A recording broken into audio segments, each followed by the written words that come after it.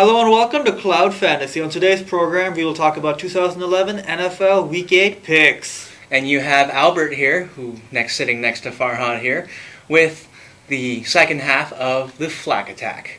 And this week we have a lot of great games on our TV that we're going to be able to see. And we have a lot of picks that we got to get through this week as well. Farhan, why don't you kick it off for us? Well, the first game of the week is going to be the Atlanta Falcons at the Indianapolis Colts. And in this one, they're giving Atlanta 6.5 points. How do you feel, Albert? You know, I see 6.5 and I see a total of 45.5. And I think Atlanta is going to pretty much take all of those 45.5 points. I feel like Indianapolis, they're in full suck for luck mode. Peyton Manning came out this week and said, he is not sure where he is, and everybody gave him 3 months initially, so maybe he could come back by the end of the NFL season. But Atlanta, I would say, Atlanta wants to make the playoffs. Indy's ready to go home. I'd say Atlanta is going to win this by 2 touchdowns or more, and we're going to see a big blowout. Okay. I tend to agree with you. I think Atlanta will put up 40, 50 points. I think Indianapolis is going to lay down. I don't think it'll be close. With Indianapolis, let's face it, they are in full suck for luck mode. So let's just move on. It's going to be Tampa Bay Buccaneers at the New Orleans Saints. They're giving New Orleans 8.5 points. How do you feel? I feel like New Orleans is especially, they're very, very angry because they lost to a very bad and winless St. Louis Rams team last week, 31-21. So they're going to come out of this game. They're going to be blazing. They're going to be throwing. I say New Orleans takes this game by 10 points, and I say Tampa Bay has no chance. Myself, I hate agreeing with anybody, but I have to agree with Albert for the second game in a row. Isn't it? Yeah. I'm giving New Orleans. They say the line is 8.5. I'll give New Orleans 10 in this one. Let's just move on here. It's going to be the Cleveland Browns at the Houston Oilers or Texans. Yeah, so it's the Cleveland Browns at the Houston Oilers. Oh wow! It's the Cleveland Browns at the Houston Texans. They're giving. I think so. I think Farhan had a little bit to drink before he came to this one. But I'll take over for this game real quick. We have Houston getting 10.5 over Cincinnati here with a line total of 41 points, and I think Houston takes this one because Houston, they want to win. They want to win now, and Cleveland. I don't know about Cleveland. Cleveland's just kind of there. They're 3-4. They lost to the Niners last week, and they're off to another usual typical dog pound kind of season over there in Cleveland. And I'm going to give this to Houston. Houston's going to win by 14 points. I'm giving this one to Houston by 7. I feel Houston will definitely win. I just don't feel they're that good to begin with. And Andre Johnson, their wide receiver, will be out. Even though I love Derek Mason, he's 37 years old. He can only do so much. So I definitely feel Houston's going to win this one by 7. The next matchup is going to be the New York Jets at the Buffalo Bills, with the Buffalo Bills' red-headed quarterback. What's that Harvard boy's name again? Ryan Fitzpatrick, 7th-round pick. Was his new? I think it was a $60 million 6-year deal. And he's not the only richest Harvard graduate out there. Ain't that the truth? Yep. I'd say when we look at this game here, we see a Jets team that needs to, in Al Davis's words, just win, baby. And we see a Buffalo team that has surprised everyone this year. And, I think because this game is at Buffalo, I'm going to give Buffalo the benefit of the doubt and give them the field goal difference here. The New York Jets will, slide further down the division, and I think, Rex Ryan, get ready for some of those foot massages that, you so loved to talk about last year. Even though the Buffalo Bills are getting 2.5 points in this one, I am giving the New York Jets 7 points. I think the Jets will definitely win this one. I've never really respected the Buffalo Bills. I mean, they just air it out. And if you looked at their past few games, but they haven't had the... What about Fred Jackson? If you look at the fact they haven't had the deep vertical threat, they really took away from their quarterback. I mean, Fred Jackson's a good running back. B-grade running back. But, if having Fred Jackson on your team in and of itself is not going to win you games. There have been much better running backs on teams that were better than this, and they didn't win games. I can assure you the Jets will win this one by 7. Mm-hmm. Well, the next game we have is Miami at the Kansas City Chiefs, and I think Kansas City was lucky last week. Kansas City, they're getting 4, and they've won about 5 in a row here. But, I think the other thing here that we're looking at is that Miami is also in suck for luck mode, just like our Indianapolis Colts. They had a 14-3 lead on the New York Giants last week and ended up losing 20-17. I say that, Kansas City, they're going to win this one by 10 points. And they're not going to have to work as hard as they did last week to beat the San Diego Chargers like they did. I have to agree because the Miami Dolphins, they might not be in full suck for luck mode, but they're pretty deep in it. And the Kansas City Chiefs, I mean, they're definitely winning games out there. You saw my upset special from last week when they beat the Chargers. So I'm definitely giving this one to the Kansas City Chiefs. The line is 4. I'll give them 10. Well, last week wasn't exactly an upset special. Tell us about it. I think, when you have a quarterback such as Rivers, who LaDainian Tomlinson this week called distracted, drop a snap at the end of the game just to, try and go for field goal position. I think that's divine intervention, as one would call it, and as Samuel L. Jackson called it in Pulp Fiction. I would say, the Kansas City Chiefs got extremely lucky last week, and Dexter McCluster, their outstanding wideout, saved them and really, really gave Kansas City a leg up. And now we're looking at a 3-way tie in the AFC West. Wow. What are your thoughts on that? That's interesting. We have 3 teams at 4-3. We have the Oakland Raiders, we have the San Diego Chargers, and we have the Kansas City Chiefs, all tied at 4-3 at the top of the West, with the Denver Broncos just 2 games behind it, 2-5, with the great Tim Tebow. Okay. So let's move on to the San Francisco 49ers going to the Washington Redskins. The 49ers have 4 points in this one. But, Washington, all their stars are going down. Let me rephrase that. The Redskins don't have any stars, but their best players are all going down. Sexy Rexy is no longer the starting quarterback. All their running backs I think they're all on injured reserve. So I'm giving San Francisco 10 in this one. What do you think? I'm going to give them 10 as well. Coach Mike Shanahan, he's been in the league for a while, and, for the first time all last week, he was shut out. His team did not get in the end zone or kick a field goal, courtesy of, I believe it was, I forget which team it was. Doesn't matter since it's the Washington Redskins, but, I think Jim Harbaugh will find a way to get his boys fired up for this one and beat Mike Shanahan. In the next game, we have the Seattle Seahawks, the Dallas Cowboys, and the Cowboys have 11 points. How do you feel? The Dallas Cowboys got manhandled. They got trampled. They got burned. They got destroyed. Pick any adjective you want last week, but a 34-7 loss is never a pretty one. And there is no doubt that, after that game, Jason Garrett went into the locker room, and he probably did not keep his voice soft. He probably gave them, the America's team, a pretty big lashing. So, I think this game is in Big D. It's in the house that Jerry Jones built. We have a Seattle team here that doesn't know who they have as quarterback, doesn't know what to do. They're at the bottom of the division. And, I think Dallas is going to win this game. And, I'm going to give Dallas 17 points. And I think they're going to win this game by 17 points. Wow. But you're correct, though. Last week, the Dallas Cowboys playing the Philadelphia Eagles. In Sunday night is football night in America. So all of America did see it. I think the Cowboys, they always get up for bad teams. It's pretty hard to get up for bad teams, as you know, too. No, but I mean in terms of fantasy points and scoring, I think the Dallas... And here at Cloud Fantasy, that's what we love. So I think this week the Dallas Cowboys will put up huge fantasy points. The way I look at it, I think Tony Romo is going to be a must-start over almost anybody. I think Miles Austin, Dez Bryant, they're going to be throwing the deep ball. But here's the beauty of it: when the Cowboys play a high-scoring game, the other team has a high-scoring game. So you know what? If you got some questionable calls towards the bottom of your guys, but Farhan, you think we should really start Tony Romo this week when we have Aaron Rodgers back from a bye week? Well, as I said, I didn't think you should start Tony Romo over anybody, but I said over a lot of guys. I think Tony Romo is definitely going to be in the top 10% this week.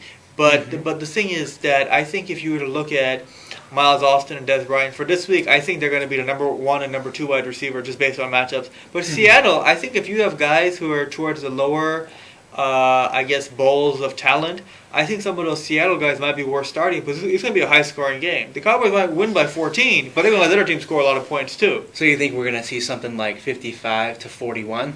I wouldn't be surprised. Bold, bold, bold pick. Next game we have is the Denver Broncos at the Oakland Raiders.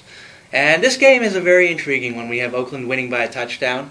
And not only that, but we have Tim Tebow making his way over to the Oakland Black Hole and seeing if his goody two-shoes Christian faith can win over the folks in the Black Hole. What do you have here, Farhan? Well, they're giving Oakland 7 points, and I'll have to agree because Carson Palmer's going to play his first game from the very beginning, starting. He'll have a bye week to practice.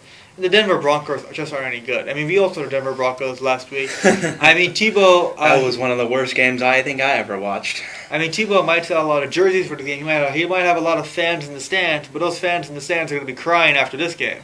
Yeah, I don't give Denver any respect in this game. I think they drafted horribly off of Coach Josh McDaniels. And I think, Tim Tebow, I think he's a good man, but I think he's also a very controversial man. I think he imposes his faith a little too much on the populace. I think he talks a little bit too much about his faith and religion and his win over Miami several weeks back. But, in the NFL... the only thing that matters is the score at the end of the game. And you know what? I'm going to give Oakland 21 points on this one because I want Denver to lose. I want them to lose badly. And I want everybody to be Tebowing Tebow at the very end of the game. And I want Tebow to go home and make sure that, he needs to learn his skill. And I want to make sure that, maybe he shouldn't even be quarterback anymore. I'm of the belief that he should be a tight end. What about you, Farhan? Well, let me first get to why I think Oakland's going to win by 7, just like the line is telling us. The reason is not only is Carson Palmer going to be coming off the bye week, first game starting, but also Darren McFadden will not be playing. So if Darren McFadden is not playing, Carson Palmer is starting his first game, and you have Mr. Cable coming out of the backfield, who's not bad, but he's no Darren McFadden. I just don't think it's going to be that high scoring. You mean, I think at running back over here we have Michael Bush, right? It's Bush. Okay, I get Bush and Cable mixed up for some reason. Cable was the coach last year. Okay. So they're going to be playing, not Cable, they'll be playing Bush. See, Bush, he's not bad, but he's more fun. He's a nice little backup running back. Mm-hmm. So he might have a decent 60, 80 yards. He might have a touchdown. It's not going to be horrible, but he's no Darren McFadden. So I think Oakland will... Still, though, I think Denver's going to score 3 points. I think Oakland's going to score 24. I think we're going to see a very ugly game, and I think we're going to see that Oakland defensive line, just pile over that Denver offensive line, and we're gonna see a lot of Richard Seymour, and we're going to see a lot of Tebowing over Tim Tebow, and Tebow. Let's just say go and pray hard on Sunday because you're going to need it. And that makes me no anti-Christian here. I'm just saying, you play football. Play football. But let me get back to your point about is Tebow a legit starting quarterback in the NFL? I honestly don't know, but here's what I do know. Denver has no other options. I mean, the other guy who was, what's his name, Oten? Kyle Orton.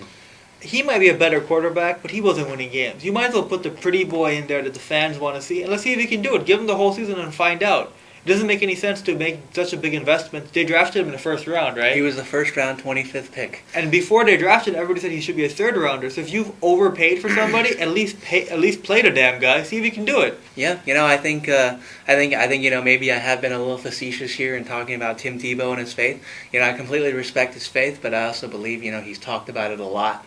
And I believe, you are more than welcome to believe whatever you want and believe whatever you want to say.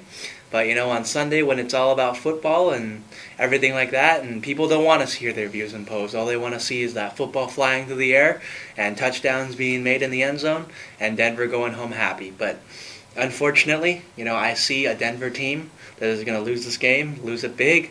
My pick, 21 points. You can take that to the bank. That is my stone cold lock of the week.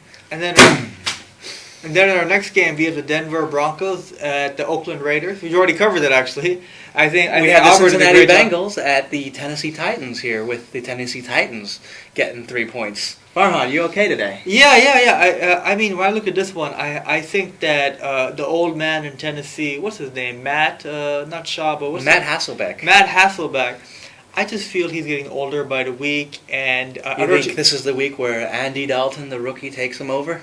No. What I was going to say is that I feel that if you look at Chris Johnson, since Chris Johnson is having such a hard time getting it done, teams know now, hey, you know what? There's no point in us stopping the run when we're just letting Hasselbeck get all those yards. Let's stop the pass because the run isn't there. So now they're trying to stop the pass. Well, as you know, Farhan, it is tough to be a running back in the National Football League. We see, running backs are a dime a dozen. And the ones that do stay get pounded very heavily and end up being like LaDainian Tomlinson over the New York Jets. If you're lucky to have 2 or 3 great seasons, then that makes you a great running back. But if you can't do it otherwise, then you can't do it otherwise. Well, but just to talk about your point there, Damian Tomlinson, if you look at his career closely enough, he had 8 very good years. The reason why he got so banged up and he ended up going to the Jets was because he had two awesome years. The problem with awesome years is anytime you have over 300 carries a season, you can only do it for 2 years. After that, your body goes to hell. That's what happened to Damian Tomlinson. I'll put it like this: if he kept playing just very good, like the first 8 years, for another 6 years, he could have kept doing it. But the problem was those 2 years of him getting 300 plus carries. That's what messed him up. Definitely. Well, for this game specifically, though, who do you see winning? Well, as I said, as I was trying to get to, is that I think the Cincinnati Bengals will win this one with a rookie quarterback, Mr. Dalton. I think the Cincinnati Bengals will win by 7. But the point I was trying to make about people trying to stop the pass, when the season started, nobody knew that Chris Johnson had his skill had diminished so much. So of course they said, you know what, let's stop the run, let's give him the pass. But now that they figured out the run's not there, to stop the pass, the run will stop itself. So that's how I feel so confident Cincinnati will win by 7. And my pick for this will also be Cincinnati. I think Andy Dalton is learning the NFL ropes. His team's got a winning record, and I think they're going to go to Tennessee. They're going to exploit that run game. They're going to exploit that the passing game, and they're going to win. So our next game here is Arizona and playing host to St. Louis with a line total of 41 and Arizona by 3. Now, this is a game of 2 very, very, very bad teams. We're looking at 2 1-6 teams here. 2 teams that are combined for a record of 2-12. Think about that for a moment. Both of these cities have seen 12 losses between their team this year and Wow. 2 wins. And St. Louis got their first win last week by virtue of the New Orleans Saints, who were coming off a 62-point thrashing with the Indianapolis Colts. So I think this game is a very tough one. I'm really just going to say, this game can go either way. It doesn't really matter. With a team that loses this game, of course, is going to be closer to playoff elimination. And I think for this game, I may have just set a pick 'em, but I'm going to go with St. Louis because I think St. Louis, they got some young talent there. They got some good players. And I think after that win over the New Orleans Saints, they're gonna find themselves inspired. They're gonna find themselves motivated. They still have time. If they win their next 10 games, they can finish 10-6. So they think they're still in it. They think they can still do it. And I think they're gonna win this game by 7 points over the Arizona Cardinals. It's funny you said that, but I also think the St. Louis Rams will win by 7. I just think that their team is a little bit more put together. And I feel that the addition of Brandon Lloyd, who I don't necessarily respect his numbers from last season, but I think that, hey, you've played enough seasons in the NFL, you're bound to have one good year. We all remember Brandon Lloyd, we played 6 or 7 seasons with the 49ers, who make one nice catch, and that was it. We all remember those days. So, but I think Brandon Lloyd on a team like the Rams, I think that he can help a lot, like you saw last week as his touchdown grab. So I'm definitely going to give this one to the Rams, winning by 7. In the next game, we have the New York Giants at the New England Patriots. David Tyrese may or may not be in attendance. And, I don't think he will be because I don't think he plays for either team. I meant as a fan in the stands. Yes. And, this is going to be my second Stone Cold lock of the week. Okay. And I'm going to give New England over the New York Giants, primarily for a few reasons. This is New England playing at home. This is New England after a loss last week to the Pittsburgh Steelers, where they played valiantly but lost in the final moments when Troy Polamalu punched the ball into the end zone. And I would say Bill Belichick is going to have his boys ready to play this week. And, this is the beginning of really 6 tough games for the New York Giants, where they play everyone from the Patriots to the 49ers and everything in between. And, there are some fans who would say they're going to be lucky if they go 3-3. I think after today's game, they're going to have to go 3-2 in order to make that, because this game is going to be a guaranteed loss. Tom Brady is going to come out. He's going to come out angry. He's going to come out with, his very long hair going on, and he's going to throw, I think, for over 350 yards and 3 touchdowns. And I think the law firm Ben Jarvis Green Ellis, he's going to run for another 2 touchdowns himself. And we're going to have New England winning this one 45-24. I'm going to give New England a 20